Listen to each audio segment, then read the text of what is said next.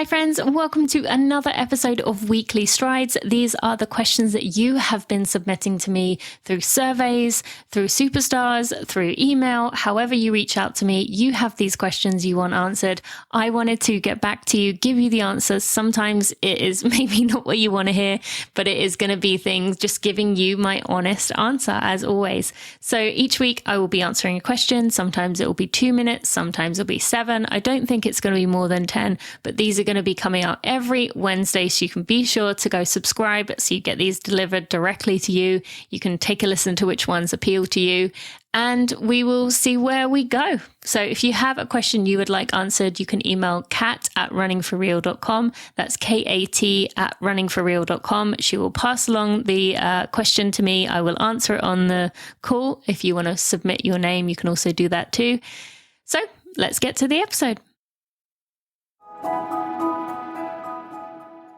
Thank you to Running for Real for sponsoring this podcast. Just kidding. It's just me talking about Mile 20 mental training. I mentioned it to you last week in the episode. And today I am very excited that we are just 1 week away, less than 1 week away from opening the doors to Mile 20 mental training. This is a 12-week course, 12-week video course with worksheets to download and fill out to get you to your race, how you are ready mentally and physically so that you can perform your best.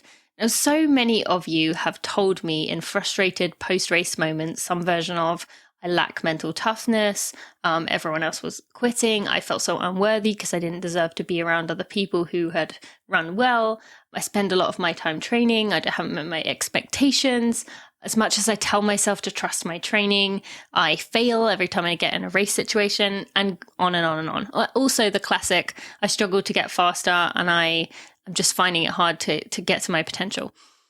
I want to help you with that.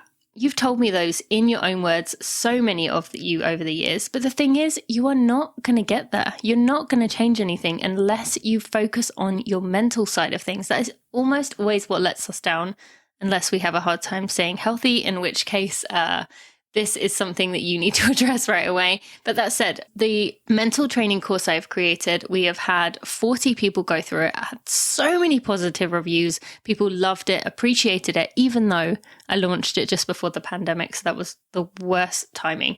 But this mental training course, Win Your Own Race, is going to give you the tips, the tools to be able to train yourself to fitness in your mental capacity. You will be able to stand with your head held high on the start line. You'll know you've trained your mind. You will know you've done everything to be ready and you are ready to crush it. You will be able to talk yourself back when something goes wrong in the race, and you'll know how to get your head back in the game if you start to spiral. This course is going to give you mental training techniques to become confident as a runner, but also as a person. And it's going to give you the tactics and the tools to handle whatever is thrown at you on race day, and also protect yourself when things go wrong, which they inevitably will.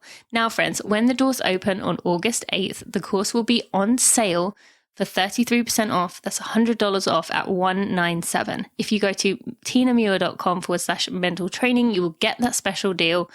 On August 15th, it will go up to $297, and then 1 week later on the 22nd, I will close the doors. Because what we do is we have accountability buddies. I set you up with someone who has a race, that same race as you, or a similar weekend, so you can work together to make sure you go through the course, to make sure you stick to it, because let's be real, sometimes it's hard to stick to courses. The accountability buddy is going to be there for you. I will also be checking in on you every week through email.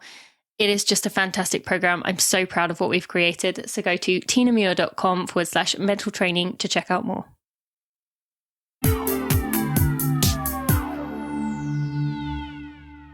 What is the longest recommended distance to do while training for a marathon? There's a lot of discussion, opinions, sometimes arguments about this topic in the running world, which is likely why you asked me, because it is very confusing. It also depends on the experience level, the speed of the runner. I'll explain about that in just a second. For Steve and I, we believe that 20 miles is enough for most runners to be confident that they can finish the race. We do have our training plans for marathon training where we go up to 20 miles. If someone is experienced, we may change it more, but we tend to stick with that. 20 miles it makes sure you're confident that you can do it, but it also reduces the likelihood of burning out, overtraining, or using up your race during training, which is something I have done a few times and is not fun. While there might be an additional bump of confidence that comes from climbing up to 22 to 24 miles on training, it's also putting a lot of pounding on your legs, and that kind of duration on your feet then takes away from the rest of your training. Now, I mentioned about experience level and speed, and for me, I think 20 miles is enough to complete your first marathon. I don't really think you should go beyond that in a first marathon training anyway. Now, keeping in mind that for every single one of us, the goal of our first marathon is to finish it, is to get to the start line, to cross the finish line. And so we just need enough confidence to know we can finish, but we want to reach the 20-mile mark where we got to in training feeling good. So when we go through 20, we want to be feeling good, certainly a lot better than we had been feeling when we reached the 20-mile mark in training. And race day adrenaline and taper will help that a lot. But then those final 6 miles are where we work through the race part of the day. Once you've done a marathon, though, and your body knows 26 miles and you're a little more experienced, I do think you can start to nudge up to 22 or perhaps even 24. But I think the key thing here is, as long as it doesn't go too far up on time on your feet. If you're training for an ultra, or you've done ultras, that's a bit different. But if you're just doing marathons, you have to balance the amount of time on your feet to the extra little bit of benefit you're going to get. In my elite days, while I was training for my later marathons, I'd run up to 25 in training, but I was never out there for more than 3 hours. Once you start to get over 3.5 hours, you're probably doing more damage than the fitness you're going to get by doing that extra time. You're also likely to be sore and tired for the next 4 to 5 days. I know for me, after those really long days, for like the next week, I felt just exhausted and sore, even if the runs were easy, which means maybe you have to skip a workout that week, which is a critical piece of your training. So you have to balance it for yourself and think about what works for you. But generally, I hope that was helpful. Again, as always, there will be an answer wherever you are listening to this, in the show notes. This is written out. I know it can be confusing, so go check it out there.